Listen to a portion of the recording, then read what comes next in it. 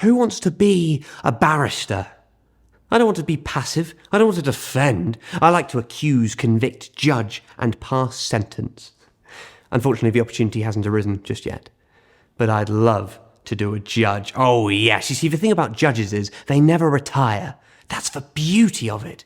Your ordinary humdrum sons and daughters of toil, they hit 60, they slow down, don't they? They get sloppy, sluggish, whoops, onto the scrap heap. But at that very same moment, your average magistrate is blossoming into a high court judge.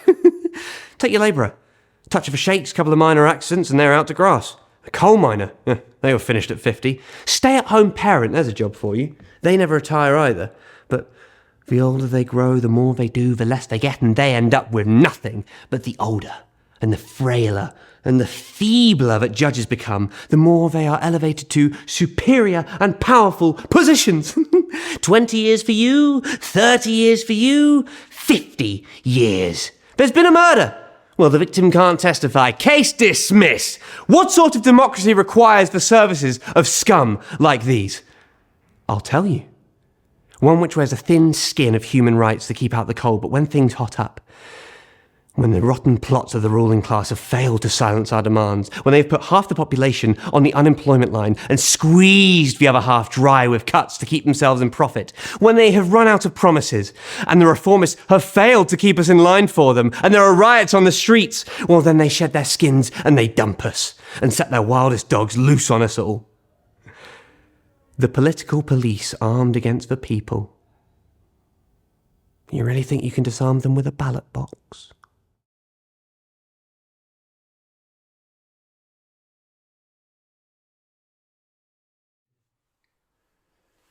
I can't dance, Gail. I don't know why I can't dance. I just can't. It's so goddamn embarrassing. And when we were together, there would be all these times when you would arrange for us to be at these places, these parties, and invariably there would be a band or music playing, and invariably people would start getting up to dance, and invariably you would want to start dancing, and I wouldn't dance with you. I wouldn't dance with you, Gail, and I could see the hurt register on your face, and I could see the pain in your eyes. I could see that this just wouldn't do for you. I didn't say anything because it would be the water that broke the dam. You know, if I let that out, that one thing slip, everything would follow. You know, I couldn't dance. I couldn't have a talk with a neighbour about the weather without it turning into a conversation about love, God, and eternity. After all, the weather does have these huge connotations to it.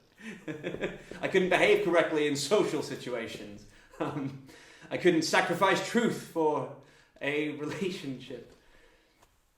I couldn't hold you when you wanted to be held because I wanted you to be stronger. Because I wanted to be stronger. And I wouldn't ask for the warmth of your touch out of something like need. I would only ask out of strength. Out of something that wouldn't become sick and twisted and symbiotic and interdependent. I couldn't do these things. And I don't know, Gail, you marrying Fred didn't really say anything to me. It was just this thing that happened in my life. Just something in this cycle. The love of my life got married to another man. It didn't seem permanent. But it's the fact that Elizabeth, this precious angel, this beautiful gift, isn't mine. This is killing me.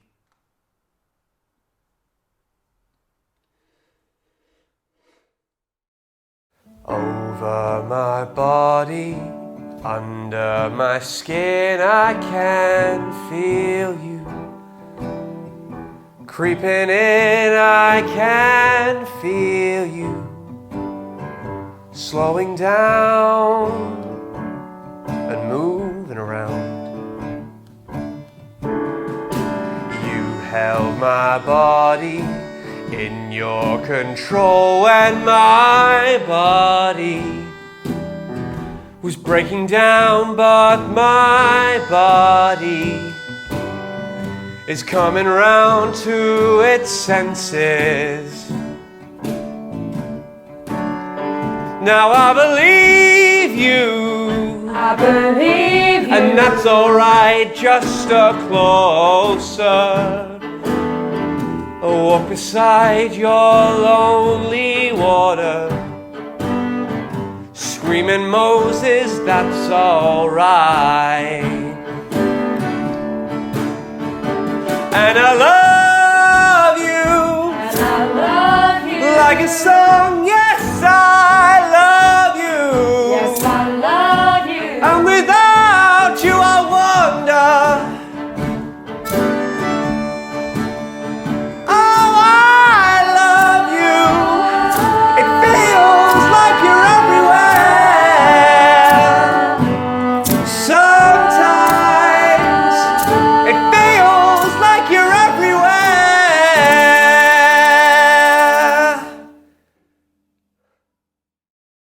Then I'll be a memory of your dodgy decisions, your ex, your old sex, your old weather tradition, and you'll no longer kiss me, or hate me, or miss me, or have to defend me, or teach me, or risk me, the one who reminds you of stark imperfection, and how when you want to, you can change direction. Oh baby, I promise that I'll never change. Hell, I'll tell you I will, but I'll still be the same. And I'll pray to the angels and beg them to hear me, that despite how I'd like it, that you won't come near me. And I'll dream of the ecstasy I used to feel, from the startling surprise to the sweet slow reveal, and how I understand you now that I've lost you. And I want to thank you for all that it's cost you, for being the most beautiful part of my life, and for holding me close and wiping my cheek and slapping me up when I get too weak, and for touching my skin, biting my lip, and spitting me out and breathing me in and telling me everything's gonna be all right. Well, now I guess that it is, babe. So good luck, thank you, and good night.